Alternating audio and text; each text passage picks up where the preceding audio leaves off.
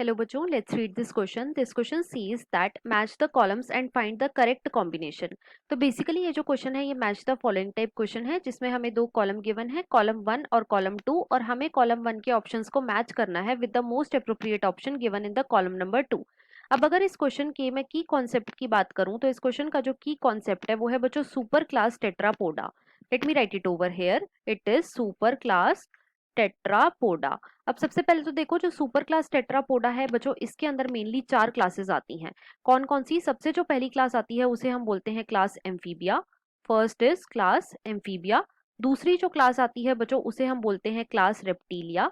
Second is class reptilia. Third जो class आती है बच्चों उसे हम बोलते हैं क्लास एव्स, जिन्हें हम कॉमनली क्या बोलते हैं? जिन्हें हम कॉमनली बोलते हैं बर्ड्स. और फोर्थ जो क्लास आती है उसे बच्चों हम बोलते हैं क्लास मेमेलिया.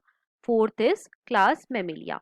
अब एक एक करके हम अपने सारे ऑप्शंस को चेक करेंगे. ए में हमें गिवन है पोसेसिस हेयर. अब सबसे पहले तो देखो जो मैमल्स होते हैं बच्चों इनके अंदर कुछ कैरेक्टरिस्टिक फीचर्स होते हैं.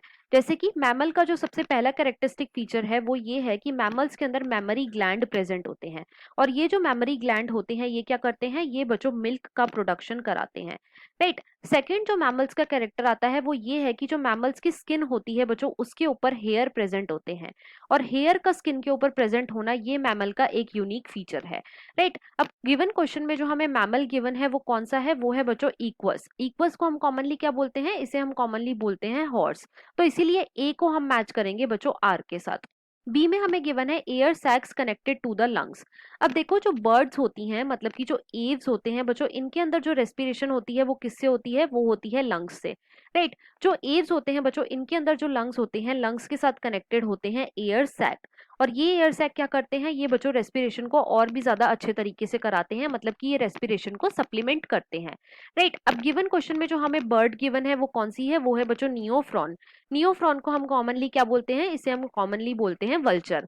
राइट. तो यहाँ पे हम बी को मैच करेंगे बच्चों एस के साथ.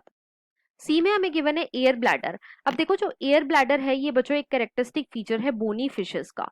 ये किसका कैरेक्टरिस्टिक फीचर है? बोनी फिशेस का, मतलब कि ऑयस्टिक्टीज का. राइट. जो एयर ब्लैडर होता है ये क्या कराता है? तो ये बच्चों बॉयंसी को मेंटेन कराता है इन बोनी फिशेस. तो यहाँ पे गिवन क्वेश्चन में जो हमें बोनी फिश गिवन है वो कौन सी है? वो है बच्चों कैटला. तो इसीलिए हम सी को मैच करेंगे क्यू के साथ.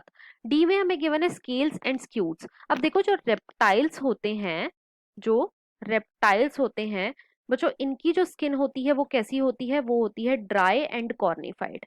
इनकी जो स्किन होती है वो कैसी होती है? ड्राई एंड कॉर्निफाइड स्किन होती है. साथ ही साथ जो रेप्टाइल होते हैं बच्चों इनकी जो स्किन होती है इनके अंदर स्क्यूट्स भी प्रेजेंट होते हैं और इस पे स्केल्स भी प्रेजेंट होते हैं.